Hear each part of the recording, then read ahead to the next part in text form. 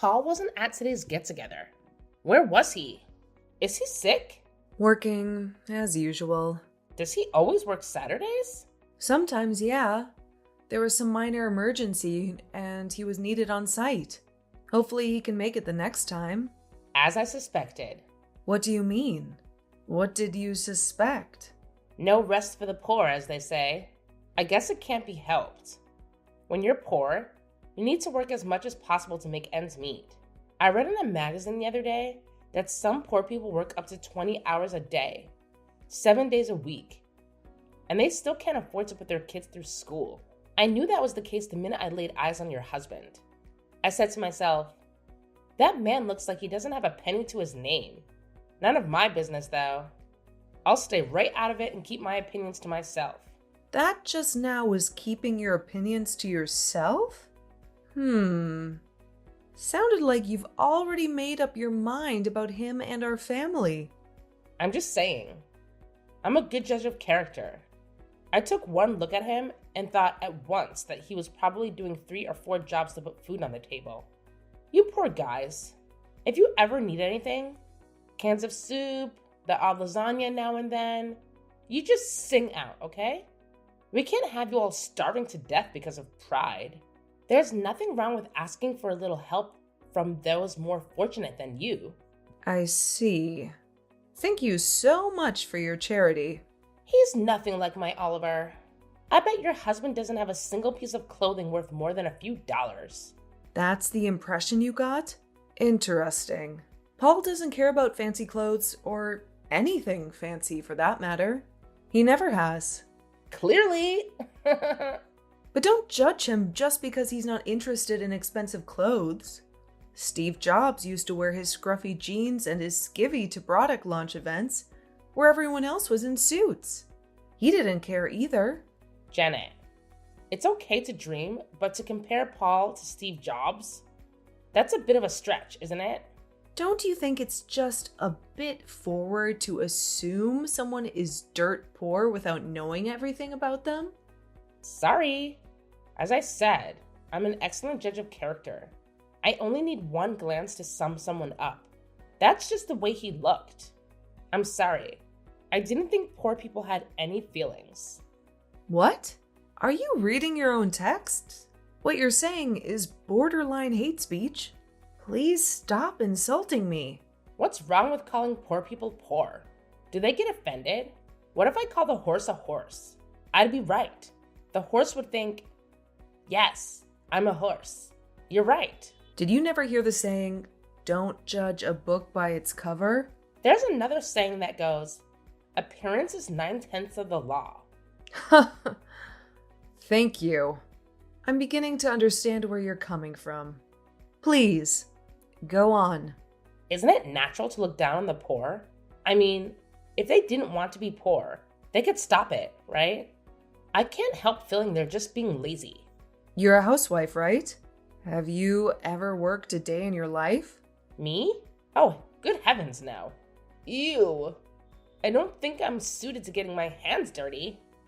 I did have a job in a perfume shop for a week when I was in high school, but I had to quit. I couldn't stand touching the money. It's very dirty, you know.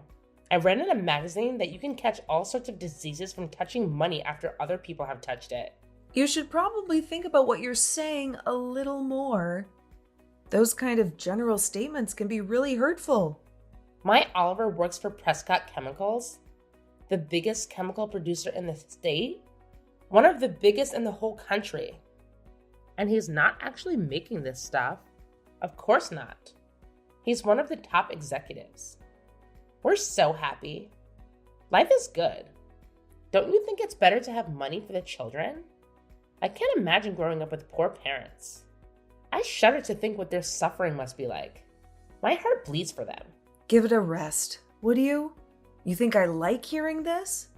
And really, you shouldn't judge people on their appearance. Your intuition isn't as good as you think. We're just fine with the status quo. Okay. Have it. You're right. You put on such a brave face. But you can let your guard down with me. I admire you in a way. It's kind of admiration mixed with pity, but admiration too. Wow, you do go on, don't you? I can assure you, we are fine. Well, if you don't at least buy your kids nice clothes, they end up just like their appearance. They'll never break the cycle of poverty. Those poor kids. Leave us alone. I'm really busy today, so we don't have any more time to continue to get offensive texts from you. Okay? No rest for the poor, huh? Okay, bye.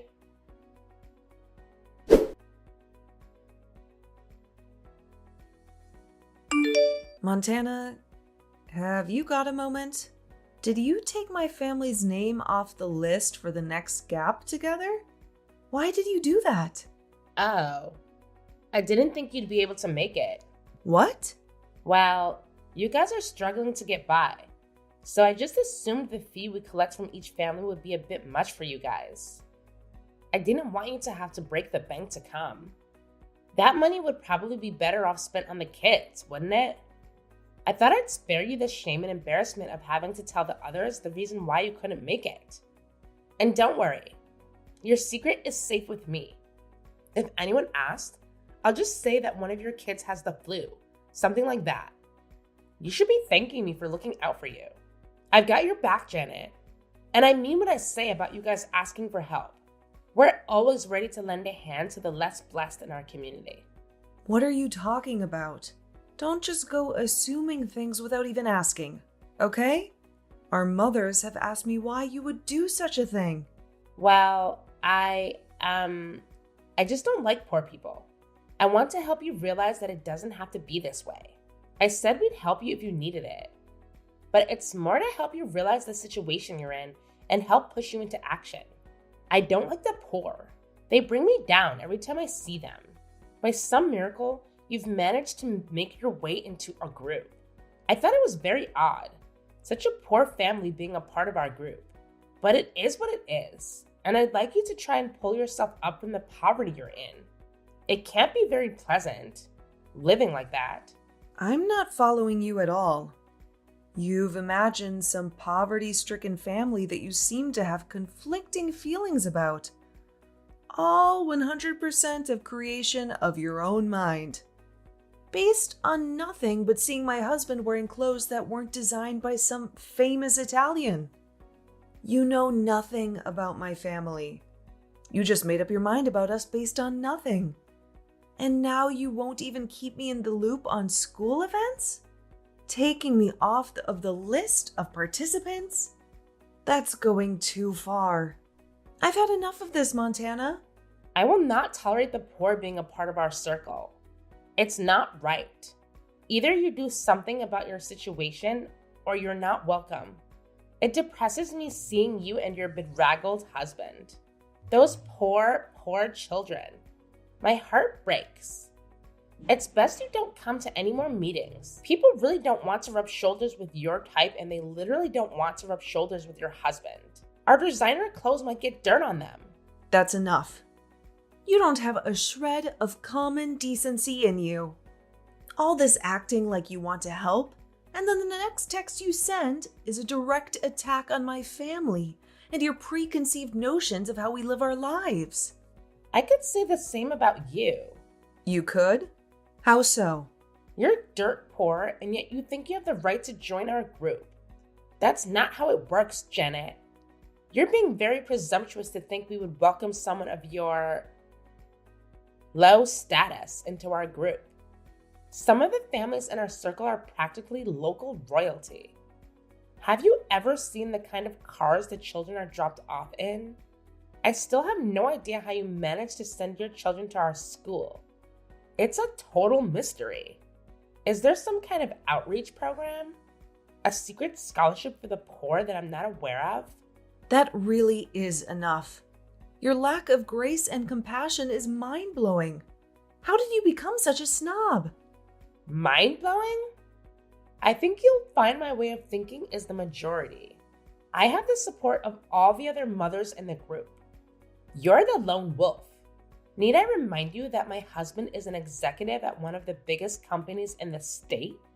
I did tell you that, didn't I? Your husband's job has absolutely nothing to do with how you treat other people. I think you'll find it does. We're the elite of the city. We have the right to exclude those who don't live up to the high standards expected of members of our group. What does your husband's job have to do with you having no common sense or decency? I'm failing to see the connection. What right do you have to say anything? Your husband works part-time at a 7-Eleven, right? That's the way he looks. He's the vice president of the company your husband works for. He's your husband's direct superior. Oh, really? That's a good one. Oh, Janet, that kills me. You really are in a terrible situation, aren't you? Poor and not all that right. I guess it's just a vicious cycle. The poor and the uneducated are doomed to be that way forever. It's just so sad. The poor have decided that that's the way the world works and they accept it. But don't you feel an obligation to do better for the children? It's not their fault they were born into a poor, stupid, and lazy family, is it? They are innocent. But I suppose poor parents raise children to be poor adults, and it just continues.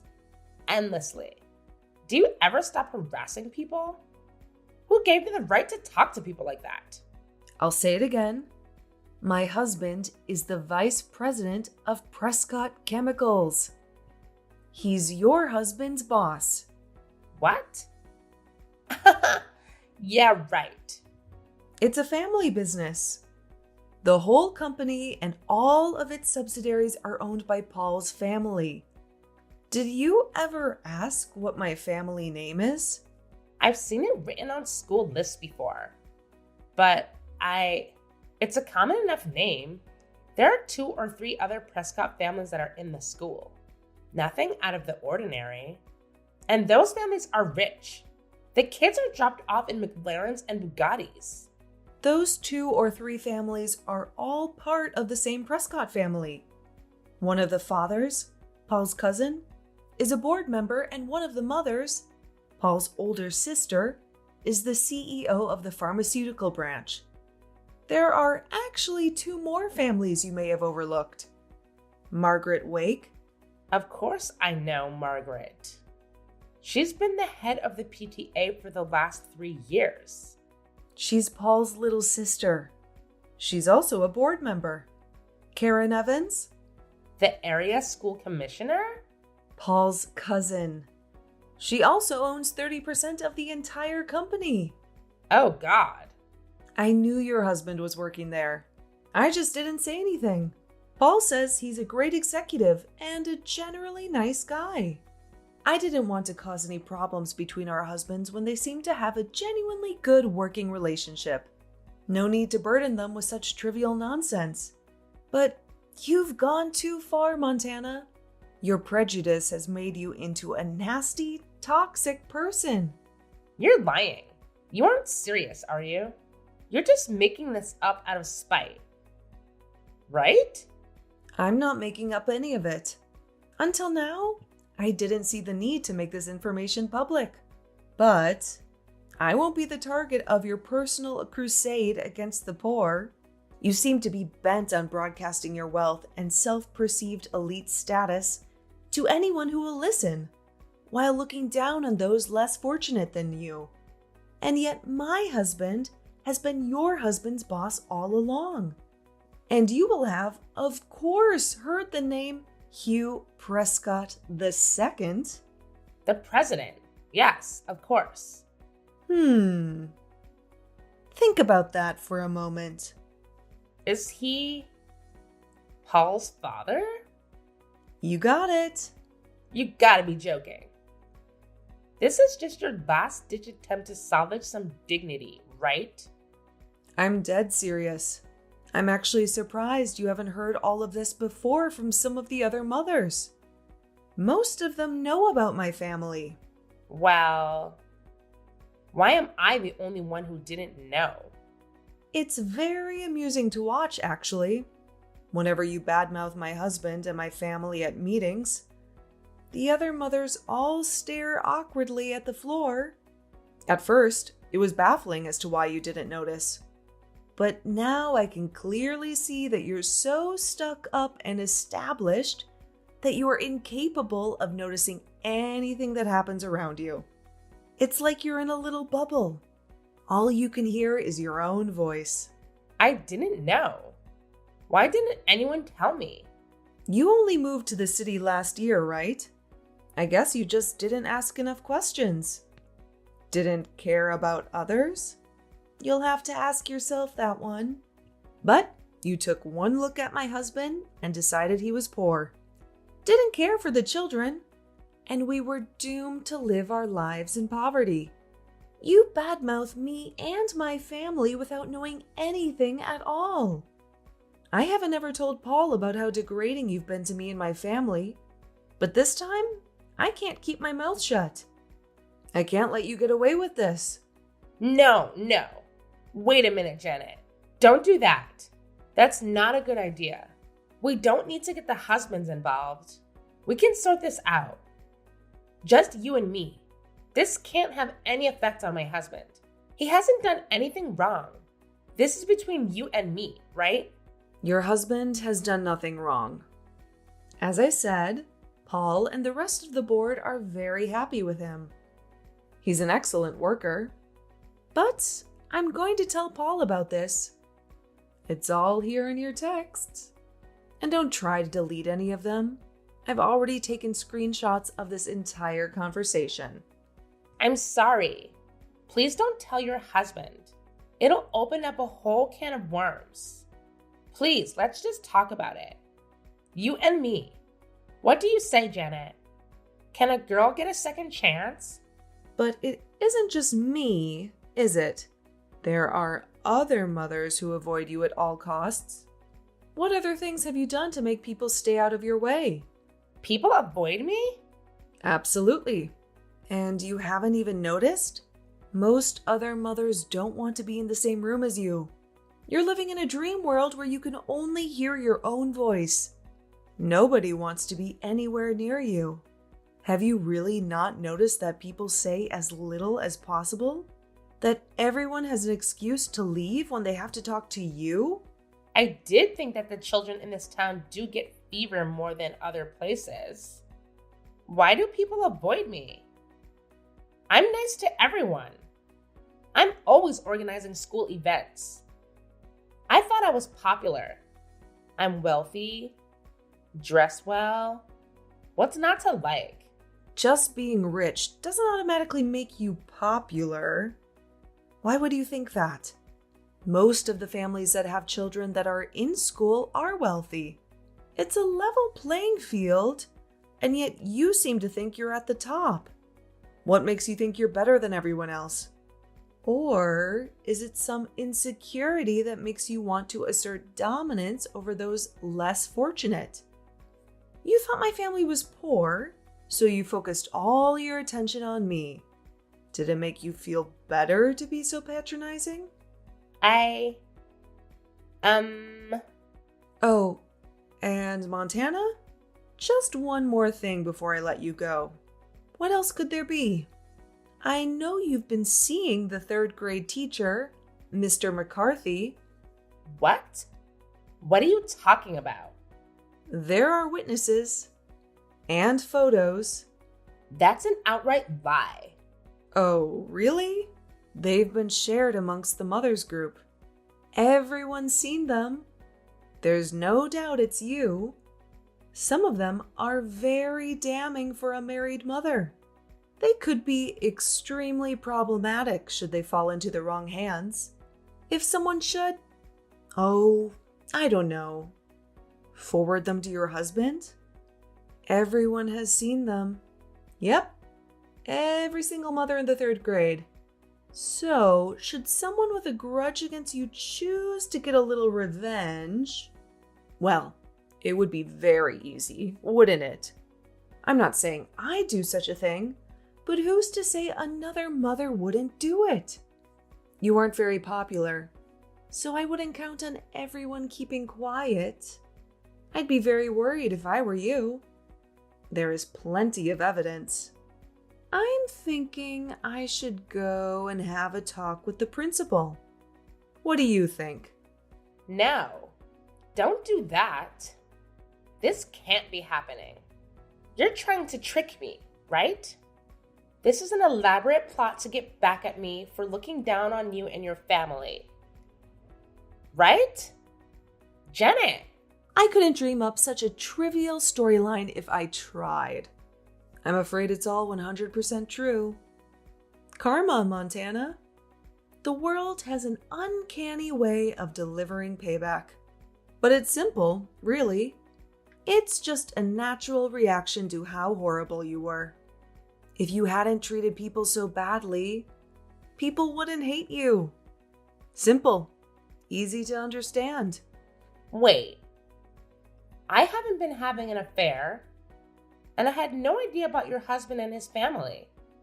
I'm sorry. I apologize. Forgive me. You don't have to tell your husband. Please don't do it. I don't think I needed to. I didn't want to bother either of them, but you went too far. You insulted my husband and children. I can't let that go. My husband will be contacting you. You can apologize to him directly. I will. Just please don't tell Oliver. If he finds out about Mr. McCarthy, I'll be in a world of trouble. Please promise me you won't say anything. Janet, can you promise me? I can't make any promises. What happened between you and the third grade teacher is my business. If that comes out, so be it. But it won't be coming from me. But everyone knows about it. If it comes out, you'll have to deal with that yourself. I couldn't stop it if I tried. I will say there have been strong words posted in the group chat about a teacher who does such a thing. More than a few mothers have started to doubt whether they can trust a teacher who hasn't been fair with a married member of the PTA. Personally, I think it probably should become public knowledge. The school has a reputation to uphold and can't just brush this sort of thing under the rug and pretend it never happened. Aren't you embarrassed about what you've done? Yes, of course. I let lust get in the way of my family. I'm so sorry. I apologize, Janet. I'm sorry. Forgive me. I'm sorry for what I said about you to your husband and children. I'm sorry for seeing Mr. McCarthy. I'll never meet him again outside of school. Can't you just help me out this once? Talk to the other mothers. Make sure my husband never hears about this. Please. It isn't for me to decide what happens. It's your bed. Now you've got to sleep in it. I'm not going to cover it for you. Don't say it like that. I don't know what to do. I'm finished. I thought we were friends. Friends? You aren't serious, are you? With the condescending way you've treated my family? You really can't hear anything but your own voice, can you? One glance at my husband, and you immediately thought he worked at a convenience store. And what if he did? Why does it matter so much to you what people do or how they live? It just so happens that the day you saw him, he'd just gotten back from a team-building survival camp that Prescott runs every year for its employees. That t-shirt with the holes in it even had Team Building 2012 written on it. Paul has been leading the camp for the last decade. Your husband was in that camp, but you didn't even think to put two and two together. As I said, you're in a dream world. Your self-centeredness is at the heart of this. You also tried to kick me out of the mothers group. Have you forgotten that? Friends? Why on earth would I consider you a friend? Sorry. That wasn't what I wanted to do. I was trying to help you. Remember they were all lasagna? I was only joking with you. I didn't really mean all those things I said. Just a bit of teasing between friends. It's too late. The other mothers have all said they're blocking you and won't take your calls. Block me? Nobody wants to have anything to do with you. All you do is trash talk people. You never have a nice thing to say unless you're talking about how much money your husband makes. Everyone in the group is wealthy, so nobody cares about your husband's salary. And just for the record, I know how much he makes. Because, Montana, you have never once asked me what I do for a living. I thought you were a housewife. Nope. Think again. I'm the Chief Payroll Officer of Prescott Chemicals. Oh. All you do is look down on and criticize people. And to top it all off, you have an affair with your children's teacher? Can't you see yourself? Take a step back and look at how you've behaved. It's atrocious. I regret it all. I repent. I'll never do it again. I'll resign from the PTA. I'll never leave the house again. Just please help me. If those photos get sent today, he'll divorce me. I'll lose everything. I think you need to have a good long talk to your husband. Confess. Who knows? Maybe he'll forgive you. All will be revealed in the end. It's better he hears it from you rather than someone he doesn't know well. We are going to tell the principal, though. Stop them, Janet. Don't go to the principal. I'm done with Mr. McCarthy. I'll finish it right now. I'll text him. Don't make this worse than it already is. If people actually liked you, they might consider keeping it a secret. But it's too late. Goodbye. I'd say good luck, but I don't care what happens. I'm blocking you in 3, 2, 1.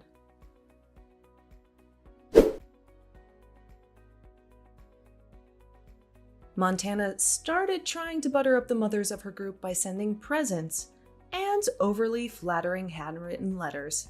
But it was all far too late. Because Prescott Chemicals and all of its subsidiaries were full of Paul's family members, the group soon found out that Isla's husband was just a regular chemical factory worker and not a high-ranking executive after all. And, as icing on the cake, her husband found out about her affair with the 3rd grade teacher and filed for divorce. This whole story ended with her being kicked out of the house and losing custody of her children. Her extreme selfishness and prejudice to others came back to bite her. It really is true what they say. What goes around, comes around.